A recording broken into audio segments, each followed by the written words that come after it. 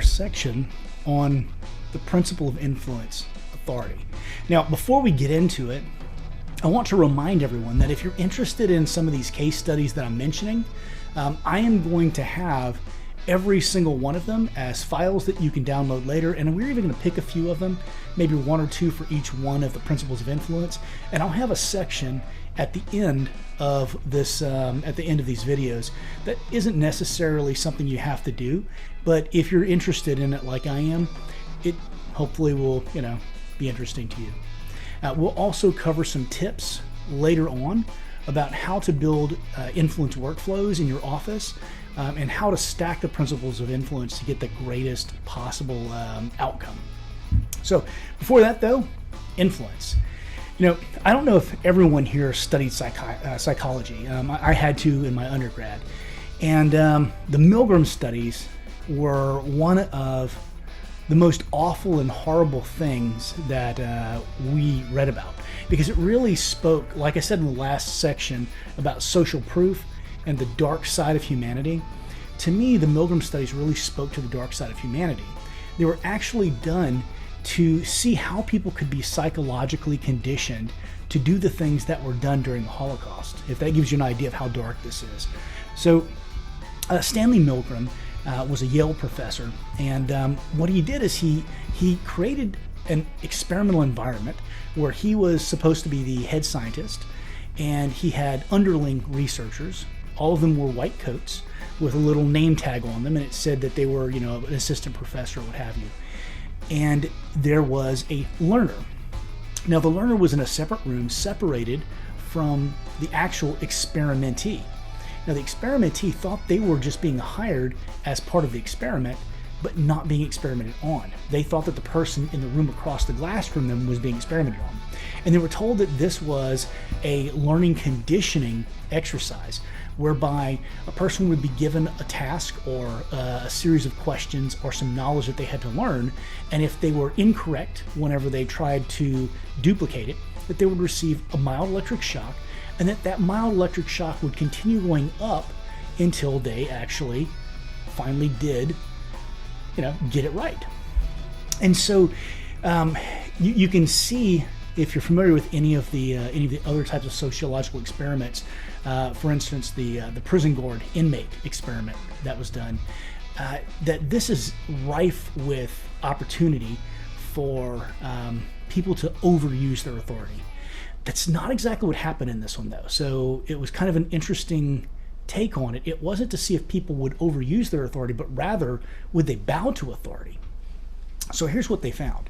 Whenever the experimentees were told to administer shocks of over 450 volts, 65% of them complied, even though they had gone into this knowing that that would be a fatal dose of electricity.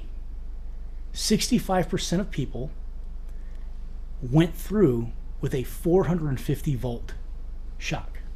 Now, 250 volts at anything greater than 0.8 amps is fatal. So the scary part is 100% of the experimentees went through with a 300 volt shock. Now, most of them at some point questioned the experiment, but none of them stopped. And none of them went into the room to check on the other person who was who they thought was the experimentee when they slumped over in the desk. So the Milgram studies, you see evidence that strong pressures of compliance with requests from authority, acting contrary to their own preferences, that many normal, psychologically healthy individuals will be willing to deliver dangerous levels of pain unto death to another person because they were directed to do so by an authority figure. Now, in the Nuremberg trials, we heard a lot of, I was simply following orders. And this is exactly how that happens. It is the principle of influence that is authority. And so it does have a dark side. The strength of the tendency to obey legitimate authorities comes from a systemic socialization that is designed to instill in members of society a perception that such obedience constitutes right and correct behavior. Now, if you think about it, we are conditioned to follow the edicts of emergency personnel, firemen, EMS, police officers without question. If someone says, get out of here, there's going to be an explosion, we don't sit there and question it because the person has a uniform on, right? So it's adaptive to obey the dictates of genuine authorities because such individuals actually possess high levels of knowledge, wisdom, and power. But when reacting to an authority in an automatic fashion, many people have a tendency to do so in response to mere symbols of authority rather than its actual substance. Now, there's three kinds of effective symbols that actually will create authority. One is titles. So you and I, we have a title. We're doctors, right? Two, clothing. Wearing white coats. You hear a lot of times people say, wear white coats whenever you do a consult because it lends you authority. I happen to think scrubs do the same thing, but, it is what it is. And the other thing is the trappings of authority. Anything that makes you look prestigious, automobiles, things like that. Personally, I've written several articles, and I have all of my articles framed on the wall in my reception area and also my consult, because that's where people sit and they most likely are getting bored, and so they're looking around. I also have all of my certificates from training for implants and PRF and everything that I've trained in around the office, so that lends me authority. Now, that's actually an exercise of persuasion, which again is, the second book, which hopefully we'll get to cover. And it basically just sets the scene for the patient to react to my authority and to assume my authority. Authority influence flows from being viewed as either in authority or an authority. Now, the first one of these has its own problems involved in it. And that's because when you're viewed as in authority, it means you're the person who can boss me around and tell me what to do. So people can sometimes react to that with resistance and with downright resentment. Now, the second type of authority avoids these problems because being seen as an authority carries with it the weight of greater knowledge and reputation. And people are usually willing to follow the lead of someone whose recommendations come from a place of more knowledge. Now, whenever you're using the principle of influence to relate a message and to make a demand or a request, one of the things that is very important is not to just be seen as an authority, but rather to be seen as credible, because that maximizes the effect of authority on people acquiescing to your demands. One of the ways that you can do that is to establish your trustworthiness by admitting some sort of minor deficiency in yourself. And as silly as this sounds, that thing that people put on job interviews, my greatest flaw is that I'm too much of a perfectionist. Things like that don't detract from your skill or knowledge are very acceptable to use. But in all honesty, sometimes whenever I'm presenting a case, I'll tell them, I've only done 15 or 20 cases like this. I would be happy to refer you to someone else, but I think that this one's well within my skill level. And usually patients are pretty happy with that.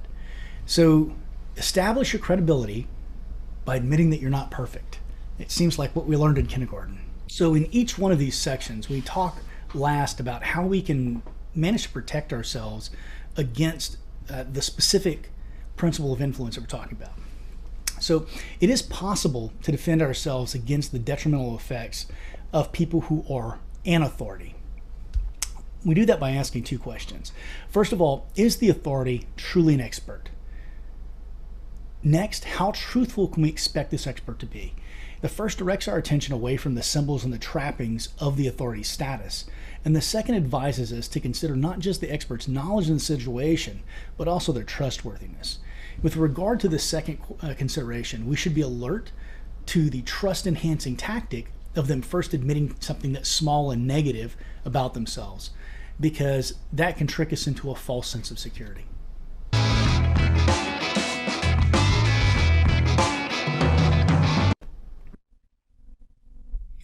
In this segment, we're going to cover scarcity. With the last few years being what they have been, I doubt that anyone here doesn't know what scarcity is.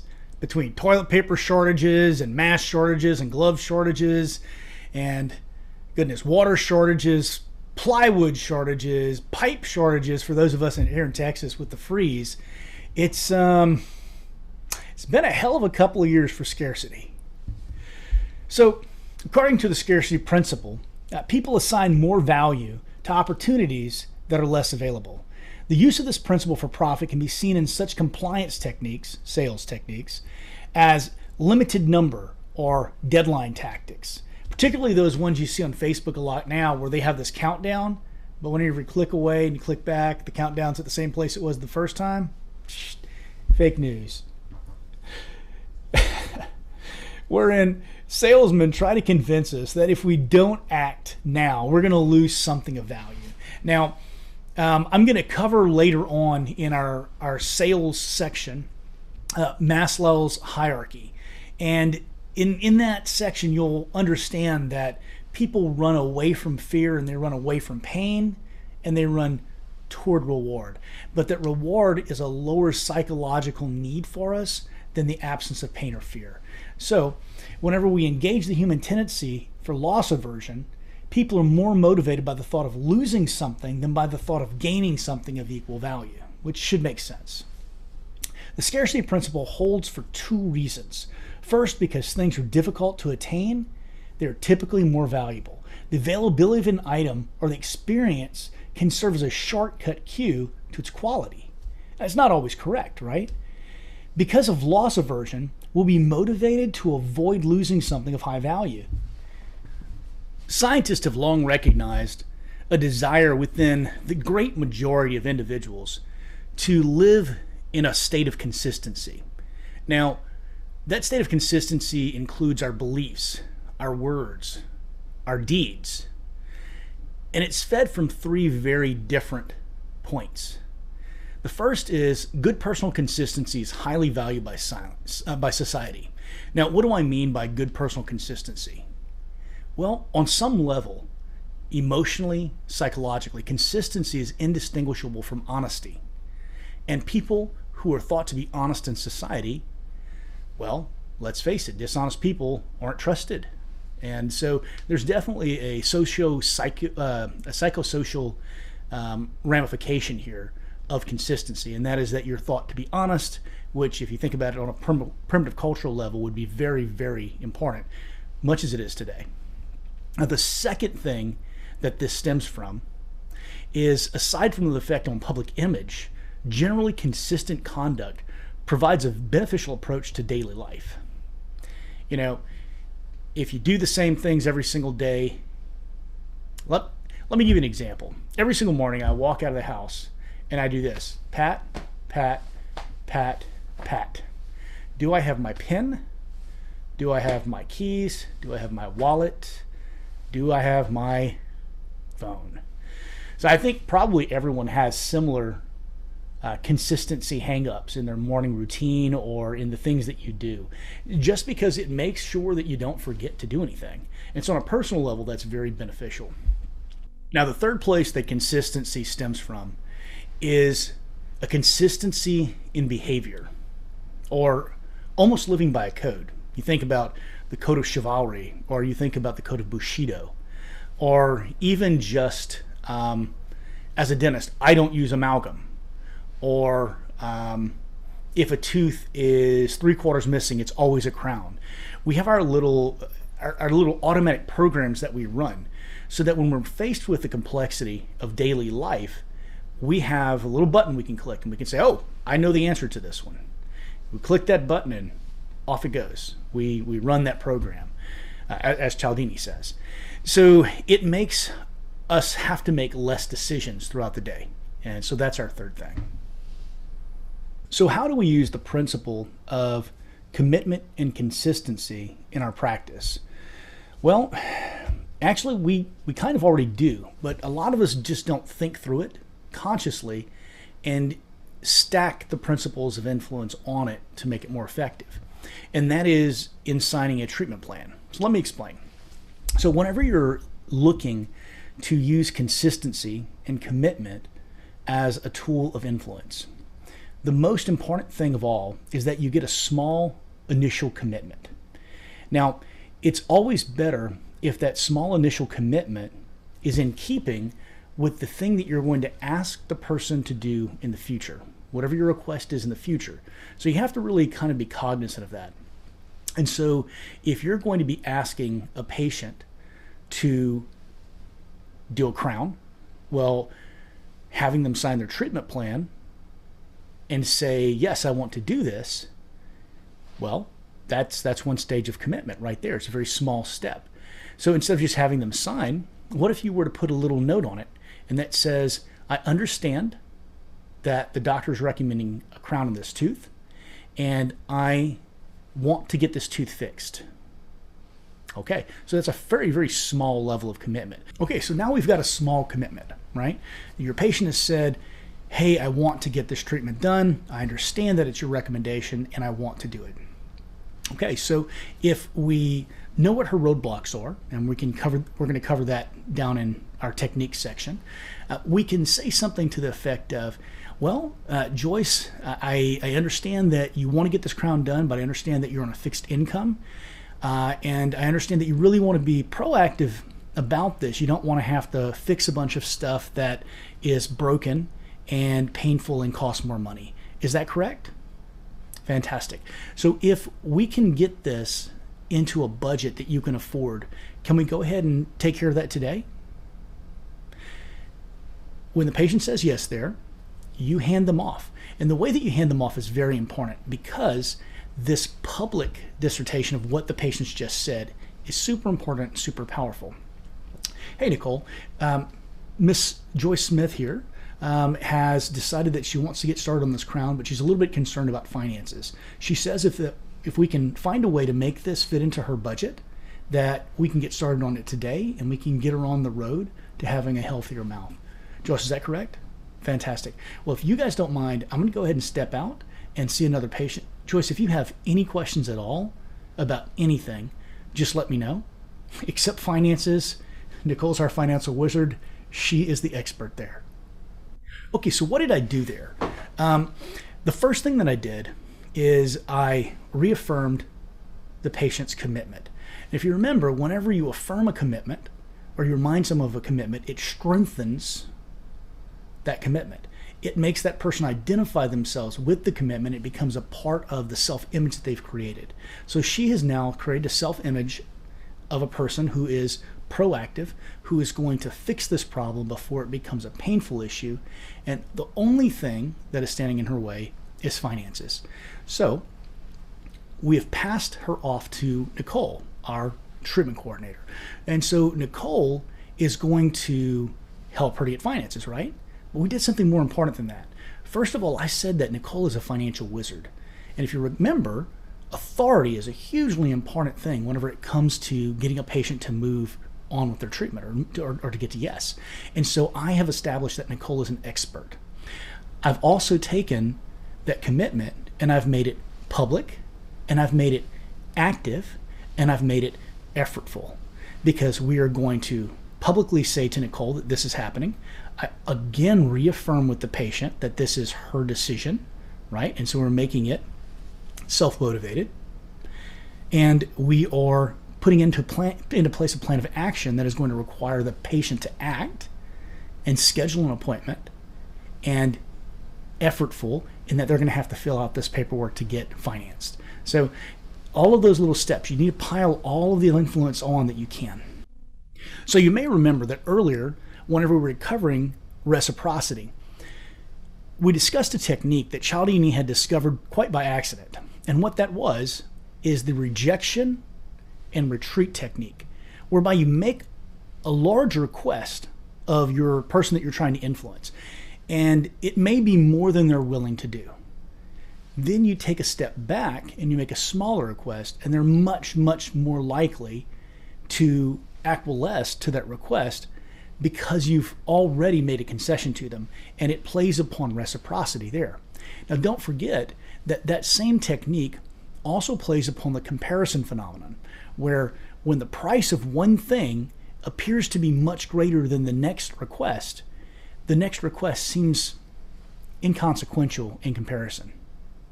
So that technique is called stair-stepping prices.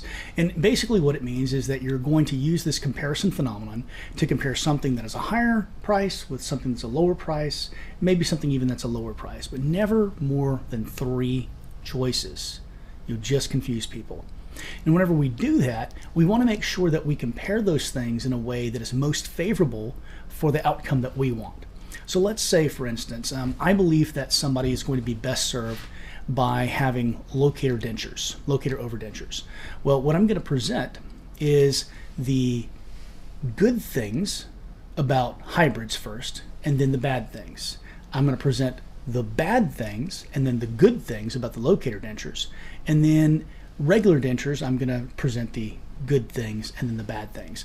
And the reason for that, and this is a phenomenon you may have studied if you've had psychology classes, is that people remember the last sensation or the last experience that they had more powerfully than everything that happened in between, except for the first experience.